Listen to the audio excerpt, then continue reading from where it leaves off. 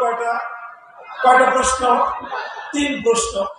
তো মুনকার নাকির যখন প্রশ্ন করতে যাবে দেখবে কবরের মধ্যে মৃত ব্যক্তির পাশে একজন সুদর্শন যুবক বসে দাঁড়িয়ে আছে। বলবে যে ভাই আপনি এখানে আসছেন কেন? এখন তো এদের ভাইবা পরীক্ষা হবে, আপনি একটু যান। সে বলবে যে না, আমি তো তাকে ছেড়ে যাব না, কারণ সে দুনিয়ার কঠিন সময় আমাকে ছাড়ে নাই, আজকে কবরে তার কঠিন সময় আমি তাকে ছেড়ে যেতে পারবো না। মুনকার নাকির বলবে ভাই আপনার পরিচয়টা কি?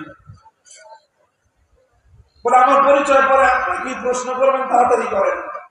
বলবে যে আপনার উপস্থিতি তো আমরা প্রশ্ন করবো না।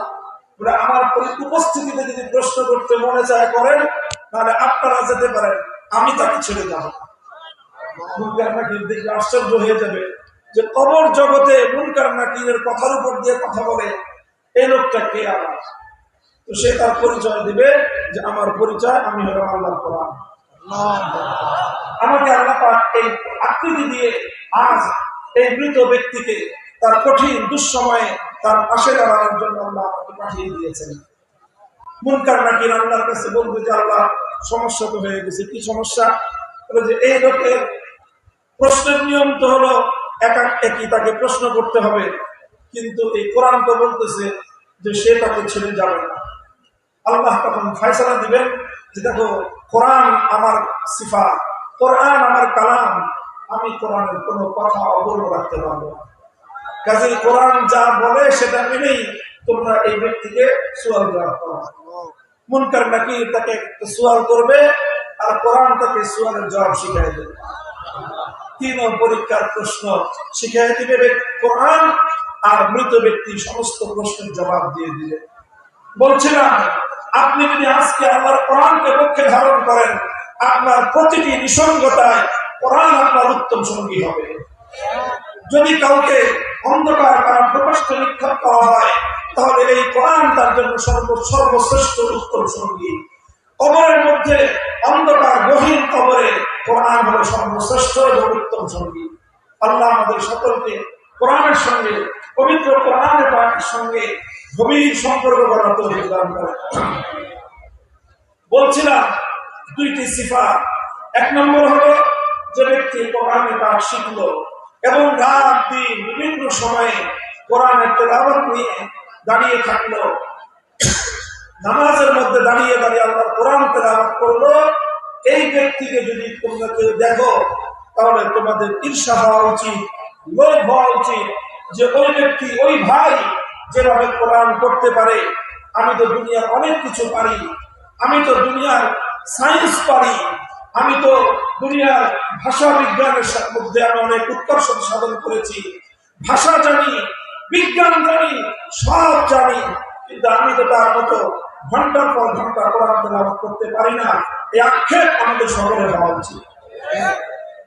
এটা হলো 1 নম্বর, যাকে আল্লাহ কোরআন দিয়েছেন এবং রাত দিনে নানা সময়ে দাঁড়িয়ে বসে আল্লাহ কোরআন তেলাওয়াত করার তৌফিক দিয়েছেন। আর এই তেলাওয়াত দেখে সমস্ত ঈমানদারদের অন্তরে লোভ এবং আক্ষেপ হওয়া উচিত। আরেক ব্যক্তি হলো ওই ব্যক্তি যাকে আল্লাহ সম্পত্তি দিয়েছেন, আর সম্পত্তি যেই পরিমাণ দিয়েছেন তার চেয়েও বেশি হকের পথে সম্পত্তি ব্যয় করার তৌফিক আল্লাহ দিয়েছেন। আল্লাহ পাক রব্বুল আলামিন আমাদের আজকের এই মাহফিলের প্রধান উদ্যোক্তা জনাব ডাক্তার মহিউদ্দিন সাহেব, ওনার আল্লাহ রব্বুল আলামিন এই বৈশিষ্ট্য আল্লাহ দান করেছেন, এই বৈশিষ্ট্যকে আল্লাহ আরো বৃদ্ধি করে দেন। ওনার নসল এবং ওনার বংশের মধ্যে যেন এই ধারাবাহিকতা অব্যাহত থাকে। আল্লাহ তাদেরকে দিয়ে যেন দ্বীনের খিদমত আরো বেশি বেশি গ্রহণ করেন। আমি আপনাদের সম্মুখে কোরআনে পাকের সূরা আহকাফ থেকে 13-14 নম্বর আয়াত দুটি তেলাওয়াত করেছি। এই 2 আয়াত সম্পর্কে অল্প কয়েকটি কথা আমি আপনাদের সম্মুখে আরজ করব। আল্লাহ পাক রব্বুল আলামিন এখানে মুমিনের মধ্যে 2টি বৈশিষ্ট্যের কথা বলেছেন। আল্লাহ বলছেন ইন্নাল্লাযীনা ক্বালু রাব্বুনাল্লাহ সুম্মা ইসতাকামু ফালা খাউফুন আলাইহিম ওয়ালা হুম ইয়াহজানুন। যে সকল ঈমানদাররা 2টি বৈশিষ্ট্য হাসিল করবে, 2টি বৈশিষ্ট্য অর্জন করবে, তাদের জন্য ভয়ের কোনো কারণ নাই, চিন্তার কোনো কারণ নাই, টেনশনের কোনো কারণ নাই। দুনিয়ার বিপদ, কবরের বিপদ, হাসরের বিপদ, সকল বিপদ পার করে জান্নাত পর্যন্ত পৌঁছায় দেওয়া আল্লাহর জিম্মাদারি। আর সূরা হামিম সাজদার মধ্যে আল্লাহ পাক এই বৈশিষ্ট্য সম্পন্ন ব্যক্তিদের ব্যাপারে আরো একটা সুসংবাদ দিয়েছেন। তাতানাজ্জালু আলাইহিমুল মালায়েকা, দুটি বৈশিষ্ট্যের কথা আল্লাহ বলেছেন। যারা এই দুই বৈশিষ্ট্য অর্জন করতে পারবে তাদের নিকট দুনিয়ার এই জীবনে মৃত্যুর আগেই আল্লাহর পক্ষ থেকে তাদের নিকট একদল ফেরেশতা এসে হাজির হবে। ফেরেশতারা এসে তাদেরকে বলবে, আল্লাহ তাখাফু ওয়া লা তাহজানু ওয়া আবশিরু বিল জান্নাতি আল্লাতী কুনতুম তুআদুন, তোমাদের কোনো ভয় নাই, কোনো টেনশন নাই।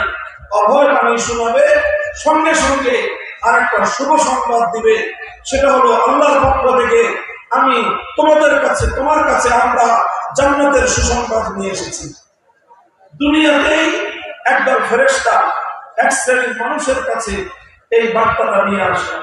একটা হলো অভয় বাণী, টেনশন নাই, আরেকটা হলো সুসংবাদ। কিসের সুসংবাদ? কি বললাম? কিসের সুসংবাদ? জান্নাতের সুসংবাদ, বেহেশতের সুসংবাদ।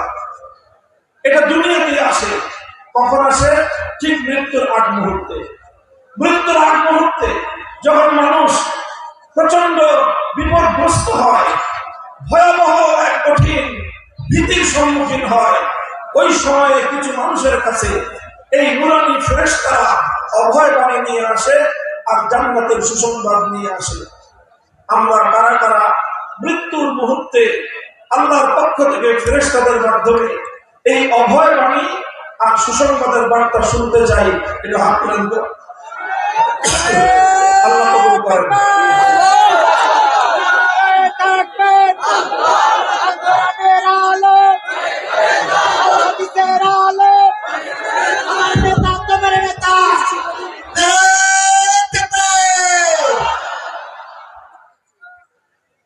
এই সুসংবাদটা দরকার তো আমাদের সকলের নাকি? আমরা চাই মৃত্যুর কঠিন সময়ে যেন এরকম একদম সুন্দর নুরানি ফেরেশতা আমাদের কাছে এসে বলে, তোমাদের কোনো ভয় নাই, আল্লাহ আমাদেরকে তোমার কাছে পাঠিয়েছেন জান্নাত পর্যন্ত, তোমাকে বেহেশত পর্যন্ত গার্ড অফ অনার দিয়ে নিয়ে যাওয়ার জন্য। সুতরাং আমরা তোমাকে দুনিয়া থেকে বেহেশত পর্যন্ত পৌঁছায় দিতে পারব। এর জন্য প্রয়োজন দুটি বৈশিষ্ট্য। কয় বৈশিষ্ট্য?